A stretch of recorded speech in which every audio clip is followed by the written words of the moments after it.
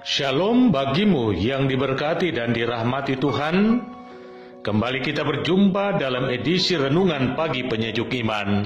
Tema pagi ini, kasih Tuhan tak terjangkau oleh akal manusia. Untuk pelayanan firman, mari kita berdoa. Ya Tuhan, sungguh kami mensyukuri akan kehidupan yang Engkau anugerahkan. Dan kami hendak mengisi kehidupan kami dengan firman-Mu. Kiranya kuasa Roh Kudus-Mu tercurah atas kami, sehingga kami dimampukan untuk mengerti firman-Mu. Dan firman-Mu menjadi motivasi bagi kami untuk menjalani hari ini. Di dalam nama Tuhan Yesus kami berdoa. Amin. Firman Tuhan Efesus pasal 2 ayat yang keempat sampai kelima demikian. Tetapi Allah yang kaya dengan rahmat, oleh karena kasih-Nya yang besar, yang dilimpahkannya kepada kita, telah menghidupkan kita bersama-sama dengan Kristus, sekalipun kita telah mati oleh kesalahan-kesalahan kita. Oleh kasih karunia kamu diselamatkan.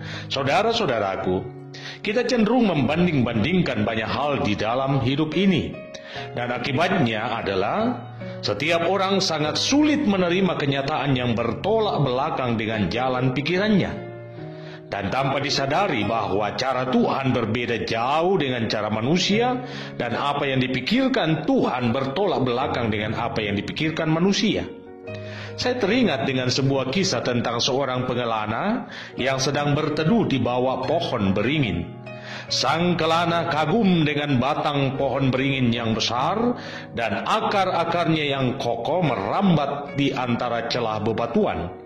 Daunnya rindang dan dengan akar-akar gantungnya semakin menambah pesona. Dan ia pun berkata dalam hatinya, tidak ada satupun pohon yang dapat disejajarkan dengan pohon beringin. Tapi seketika itu juga ia melihat pemandangan yang aneh. Ia kemudian menengada dan melihat betapa kecilnya buah pohon beringin dibandingkan dengan buah tanaman labu yang merambat di depannya. Ia pun berkesimpulan, Tuhan tidak adil. Pohon yang batangnya besar hanya diberi buah sebesar kelereng, sedangkan labu yang batangnya hanya sebesar jari kelingking dan hanya bisa merambat, justru diberi buah sebesar kepala, bahkan lebih besar daripada kepala manusia. Karena pusing memikirkan tentang keadilan Tuhan, ia pun tertidur. Berselang beberapa menit, ia terperanjat karena hidungnya kejatuhan buah beringin. Tak begitu lama, dia pun tertawa terbahak-bahak sambil berkata dalam hatinya, seandainya Tuhan itu adil seperti yang kupikirkan, di mana pohon besar buahnya pun harus besar, maka hancurlah batang hidungku.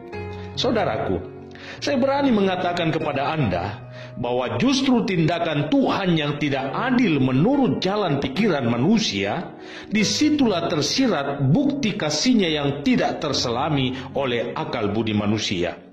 Dalam tindakannya yang tidak adil menurut jalan pikiran manusia, disitulah kesempurnaan kasih diwujudkan. Sekiranya Allah menuntut keadilan, maka Yesus Kristus tidak akan pernah dikorbankan. Tetapi kasih mengalahkan ketidakadilan. Ketidakadilan Tuhan itu dinyatakan dengan menyerahkan anaknya sendiri untuk dikorbankan demi menebus dosa manusia.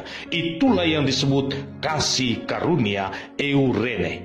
Karena itu, marilah kita syukuri apa yang Tuhan lakukan. Mari kita belajar maksud Tuhan untuk banyak hal yang sering bertolak belakang dengan jalan pikiran kita.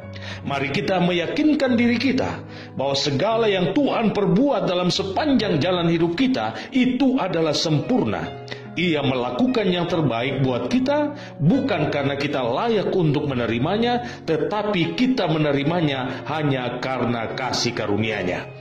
Karena itu, saya mau menegaskan hal ini kepada Anda. Sekalipun banyak hal yang diperbuat Tuhan justru bertolak belakang dengan logika, tetapi tetaplah percaya bahwa Tuhan melakukannya untuk membuktikan kuasa kasih-Nya yang jauh lebih besar daripada yang bisa engkau pikirkan. Selamat memaknai kehidupan imanmu. Tuhan Yesus memberkatimu.